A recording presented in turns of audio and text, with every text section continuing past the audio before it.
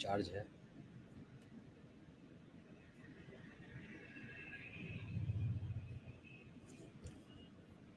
नमस्कार, टीवी 9 के सभी दर्शकों का बहुत बहुत स्वागत है। मैं हूं रवि मिश्रा।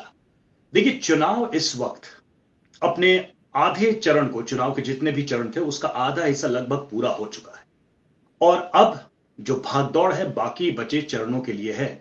और बिहार में भी अगर देखा जाए तो कुछ चरणों का इंतजार न सिर्फ वोटर्स को बल्कि जो लोग चुनावी मैदान में उतरे हैं, ताल ठोक रहे हैं, उनको भी है। 1 जून को आखिरी चरण का चुनाव होना है और बिहार में एक ऐसा चेहरा इस बार चुनावी मैदान में है जिसने सबका ध्यान अपनी तरफ खींचा है।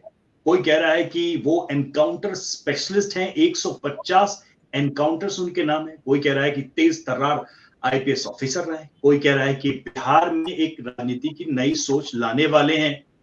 तो कोई कह रहा है कि कहीं से टिकट नहीं मिला इसलिए वो निर्दलीय मैदान में है। क्या है वास्तविकता, बातचीत करेंगे। हमारे साथ बिहार में बक्सर से निर्दलीय के तौर पर लोकसभा चुनाव लड़ रहे आनंद मिश्रा इस वक्त जुड़े हुए हैं। आनंद जी, बहुत बहुत स्वागत है आपका। और धन्यवाद। जिस तरह से मीडिया में मैं पढ़ता रहा हूं, आपके बारे में रिपोर्ट्स आती रही हैं, आपके इंटरव्यूज आते रहे हैं, लोगों का मैं कहूं कि न सिर्फ बिहार बल्कि बिहार के बाहर भी जो लोग भी आपको सुनते देखते हैं, पर बस उनकी नजर आप पे जाके रुकती है कि अचानक से क्या हुआ कि एक बहुत अच्छा प्रतिष्ठित करियर छोड़ के आप राजनीति के मैदान में आ गए। तो मैं बातचीत की शुरुआत यहीं से करूंगा कि वो भी एक पावरफुल पोजीशन थी, आईपीएस की नौकरी, जिसमें आप एक बहुत ही महत्वपूर्ण जिम्मेदारी निभा रहे थे नॉर्थ ईस्ट में। और सत्ता भी, यानी कि राजनीति भी एक पावर कॉरिडोर है।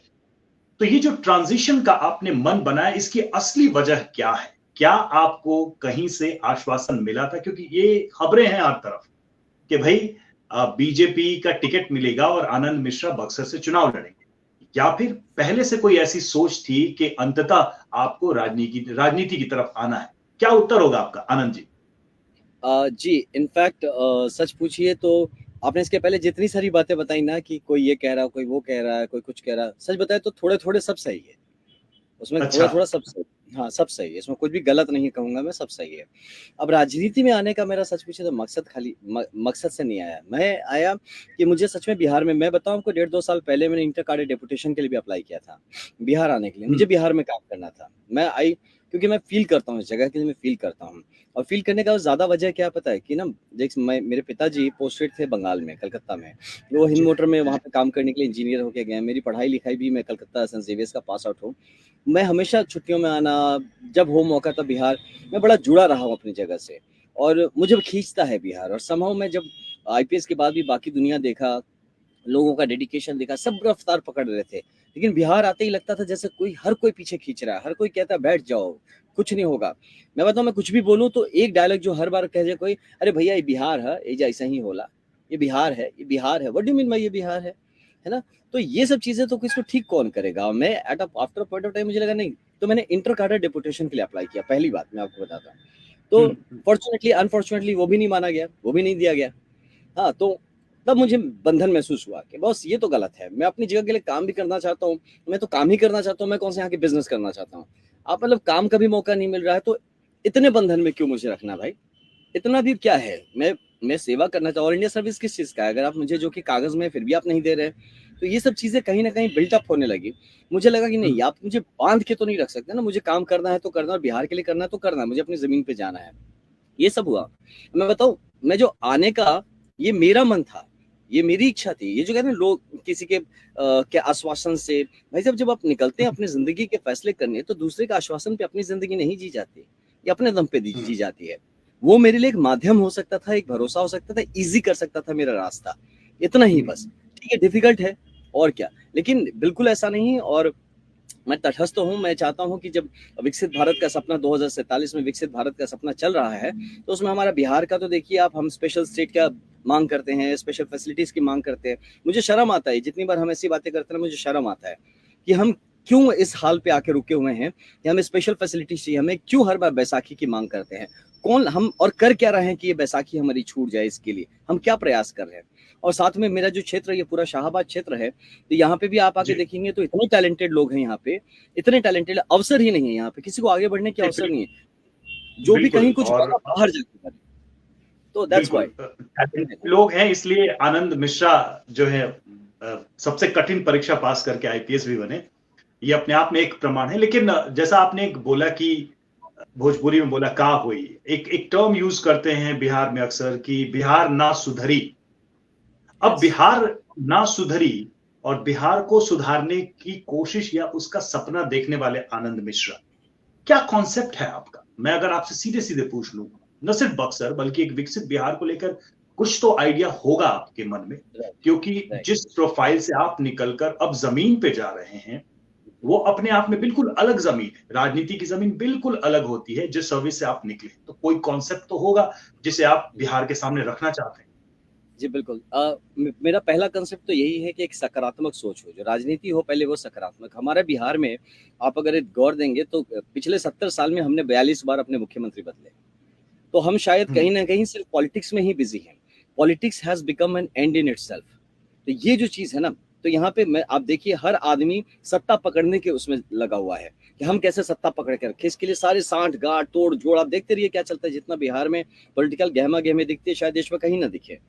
तो सबसे पहले तो मैं ये बदलना चाहता हूँ, there should be some political stability, और मुद्दे विकास के हो।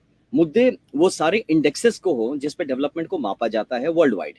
हर हमारा कंपटीशन जो हो, हम बीमारू स्टेट में, बाकी सारे स्टेट आगे निकल गए, हम बीमारू के सिर्फ बिहार ही हैं जो आज भी कहीं ना कहीं शायद अभी तक इसी हम कैटेगरी में बंधे रह गए हैं। तो मेरा कंसेप्ट आप पूछेंगे तो मैं सबसे पहले तो अब जिस व्यवस्था से आता हूँ, मैं चाहूंगा हमारा कानून व्यवस्था बेहतर हो। बिहार कहते मैं बता रहा हूँ, जैसे कलकत्ता से कभी आए ना इस तरफ, तो सीधा बोलेंगे अरे बिहार आ गया। बिहार आ गया मतलब अब सतर्क हो जाओ, अपने सामान वामान पकड़ लो भैया, पैर वैर समेट लो, लोग आएंगे ठेल के धकिया के बैठ जाएंगे आपको। सेम यूपी से आते वक्त मेरे मित्र दोस्त रहते थे। तो ये जो एक चीज है ना, एक स्टिग्मा हम लेके चलते हैं कि इनसेंसिटिव सोसाइटी हम बन गए एज इफ, है ना, हम समझते ही नहीं है, हमें सहानुभूति भी नहीं है, हम we are not sensitive towards issues. तो ये सब एक बेसिक सोशल इश्यूज है, इसको ठीक पॉलिटिकली आप एड्रेस नहीं कर सकते, बट ये एड्रेस होगा आपके स्कूलों में, आपके प्राइमरी स्कूलों में। तो यहाँ पे आप देखिए, अब शिक्षक को लेके देखिए यहाँ पे क्या चल रहा है, उस पर भी पॉलिटिक्स चल रहा है। जब शिक्षक ही आपका ढंग का ना हो, शिक्षा कहाँ से अच्छा से होगा।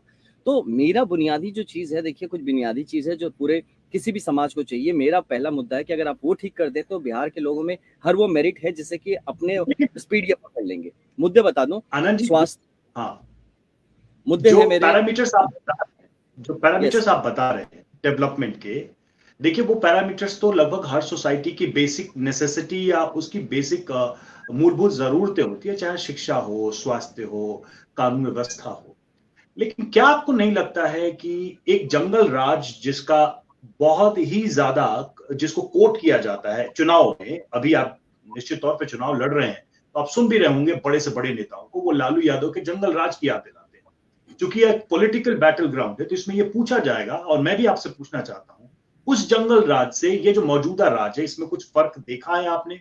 और क्या ये जो फर्क है या ये जो डायरेक्शन है बिहार का, ये सही है या इसमें कुछ बदलाव चाहते हैं? नहीं देखिए, अनफॉर्चुनेटली फिर वही बात मैं कहूंगा, यहाँ पे अपनी कुर्सी पकड़ने के चक्कर में बहुत लोग हैं जो कि बहुत इनसेंसिटिव बिहेवियर करते हैं, जो पावर्स में हैं। दे लेट गो थिंग्स। मैं बताता हूँ, मैं ऐसे बहुत सारे हादसे जानता हूँ, मैं बहुत सारे ऐसे इश्यूज जानता हूँ जो कहीं ना कहीं वो नेशनल इंटरनेशनल अटेंशन ड्रॉ करता, वो कभी आया ही नहीं उभर के।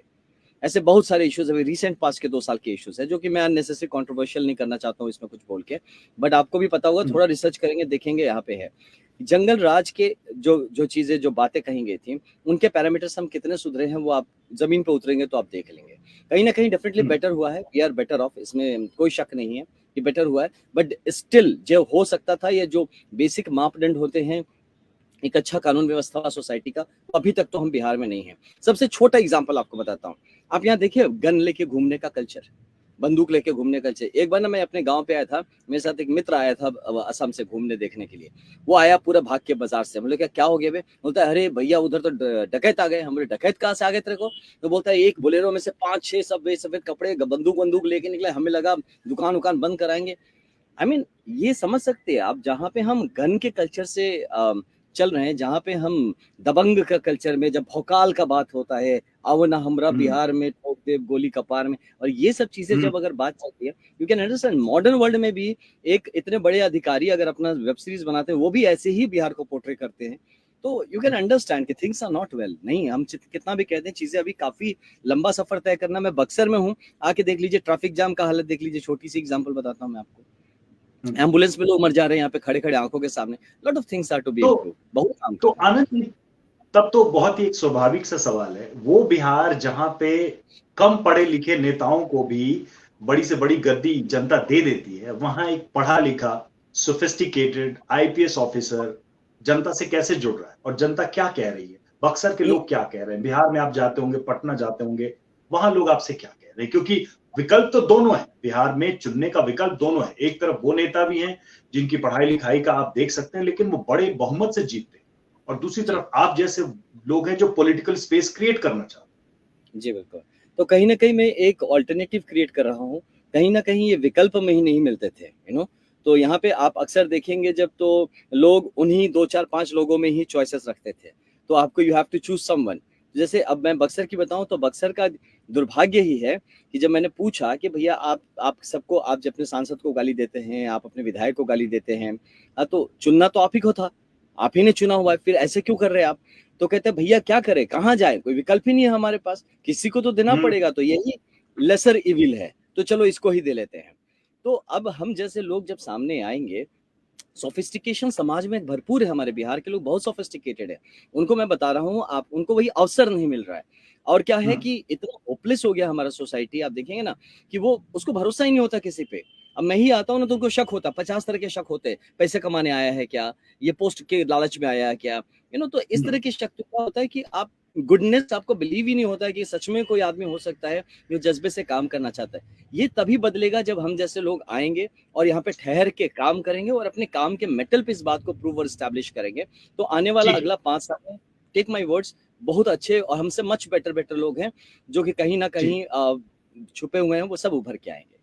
ठीक है आनंद जी। अब मैं कुछ नाम के साथ, चूंकि आप अब पॉलिटिक्स में हैं, तो पॉलिटिक्स में कुछ नामों का जिक्र होगा ही, अगर आप बिहार में हैं और बिहार में राजनीति में अगर आप अपनी किस्मत आजमा रहे हैं तो मैं जानना चाहूंगा कि अभी इस वक्त जो चुनौतियां आप देख रहे हैं, उसमें तेजस्वी हों, तेज प्रताप हों, मीसा भारती हों, ये तमाम बड़े चेहरे हैं राजद के और जो बड़ी मजबूती से चुनाव लड़ रहे हैं, इन लोगों के नेतृत्व को आप कैसे देखते हैं? ये पहले भी जनता को नेतृत्व दे चुके हैं, फिर से नए वादों के साथ जनता के बीच में। जी, देखिए मैं बहुत ज़्यादा होपफुल नहीं हूँ, उनको लेके मैं बहुत होपफुल नहीं हूँ। ठीक है, इट्स ओके, दे आर मतलब एक मैं ये कहूँगा कि काफ़ी गलतियाँ किए गए हैं उनकी पार्टीज़ के थ्रू भी, जो कि इनको शायद समझ में भी आता है, और ये कोशिश कर रहे हैं इस बात को कि कहीं न कहीं उसको कवर अप किया जाए, किसी तरह से उसको थोड़ा बेहतर इम्प्रूव किया जाए। तो ये एक पॉजिटिविटी मैं देखता हूँ उनमें कि सुधरने और सुधारने की काफ़ी एक अच्छी गुंजाइश और इच्छा दिखती है उनमें। बट कहीं न कहीं मैं मानता हूँ कि अभी तक वो परिपक्वता नहीं आई है, वो लैक ऑफ विजन है, आप लंबा नहीं सोच सकते हैं और आपके एग्जीक्यूटिव स्किल्स वैसे नहीं है। और सबसे बड़ी बात जो हर चीज़ को रोक देती है, वो है अनफॉर्चुनेट लेकिन keeping private interest above public interest. जो पर्सनल इंटरेस्ट इतना हाई रहता है यहाँ देखा है मैंने ऐसे लोगों में, तो ये मुझे कहीं ना कहीं होपलेस कर देता अगेन लेकिन कि यार आपसे ना हो लेकिन पाएगा। लेकिन अगर आपने ध्यान से देखा होगा तो उनके जो संकल्प पत्र हैं इंडिया गठबंधन के नेताओं के, उनमें तो गरीबों की ही बात है। उनके पिताजी गरीबों के मसीहा थे, वो लोग भी गरीबों की बात करते हैं, बेरोजगारी की बात करते हैं, ये तमाम चीजें तो वो एड्रेस कर रहे हैं अपने घोषणा पत्र में, अपनी रैलियों में। फिर आपको उसमें कमी कहां दिख जमीन पे कमी दिख रही है, घोषणा घोषणा पत्र में है, जमीन पे कमी है। तो वो घोषणा रही? पत्र पहले भी छपे थे, पहले भी आए थे, लेकिन जब एग्जीक्यूटिव नहीं दिखता, एग्जीक्यूट होते जमीन पे नहीं दिखता, तो आपके पास वो बैकग्राउंड में मतलब एक्सपीरियंस नहीं है जिसके बल पे हम भरोसा कर सके।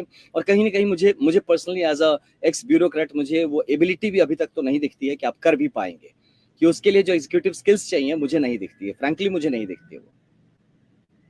तो आप ये कह रहे हैं कि वो लोग, उनके पास विजन की एबिलिटी दोनों कमी है।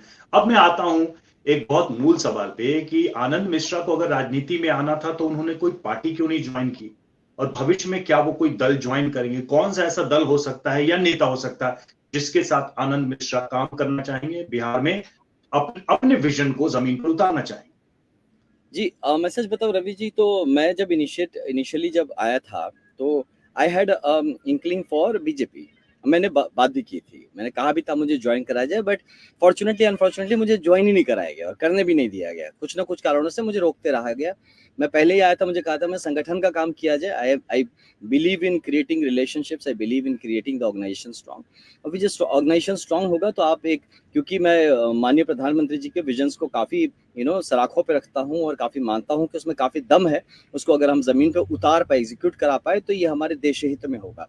लेकिन अनफॉर्चुनेटली ज़मीन पे उतरते वो विजन्स बहुत दिख नहीं रहा था, तो मुझे लगा उनको भी एक मजबूत सिपाही की ज़रूरत है। तो मैं एक मजबूत सिपाही के किरदार में एक दावेदारी लेके आया था कि मुझे ये सर्विसेज का मौका मिले, उस विजन को ज़मीन पे उतारा जा सके।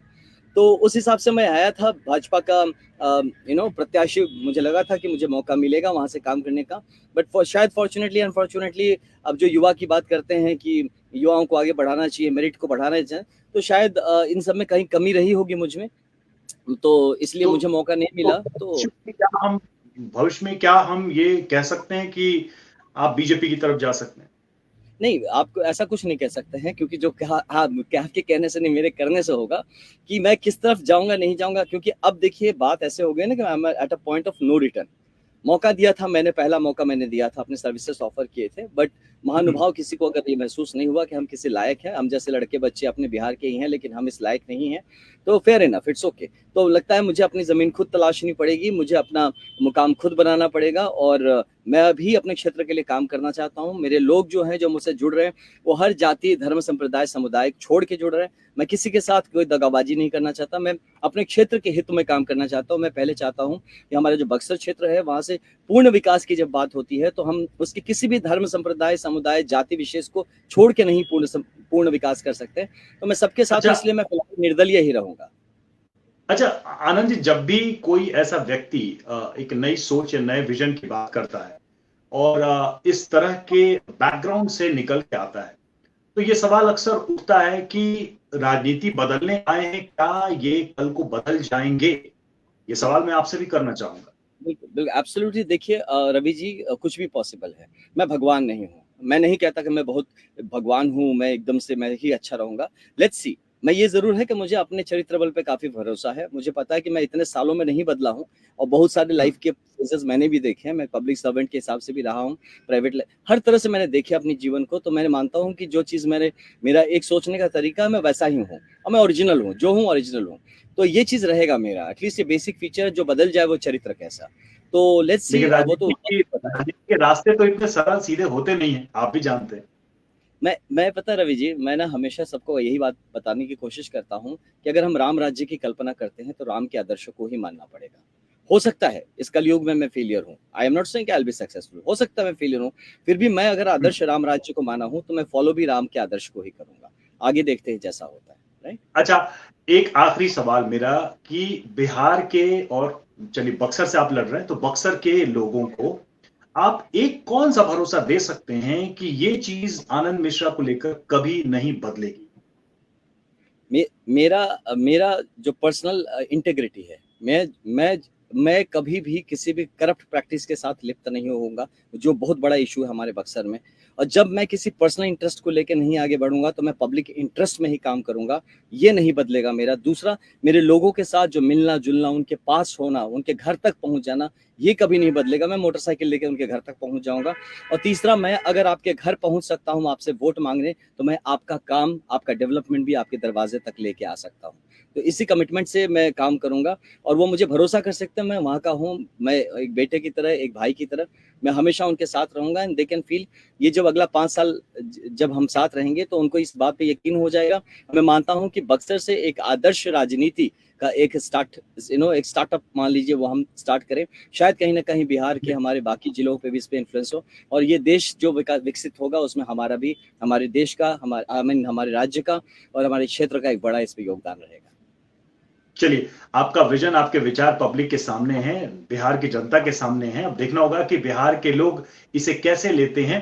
बहरहाल, हम इतना जरूर विश्वास करते हैं कि एक पत्रकार के नाते कि अलग अलग तरह के लोगों का इस लोकतांत्रिक प्रक्रिया में शामिल होना इस लोकतंत्र के लिए बहुत ही अच्छा है, और खासकर बिहार जैसी भूमि जहां तो लोकतंत्र का जन्म हुआ, जो कि लोकतंत्र की जननी मानी जाती है। बहुत बहुत धन्यवाद आनंद मिश्रा जी, हमसे बातचीत करने के लिए, हमसे जुड़ने के लिए बहुत बहुत शुक्रिया। Thank you very thank you. Much.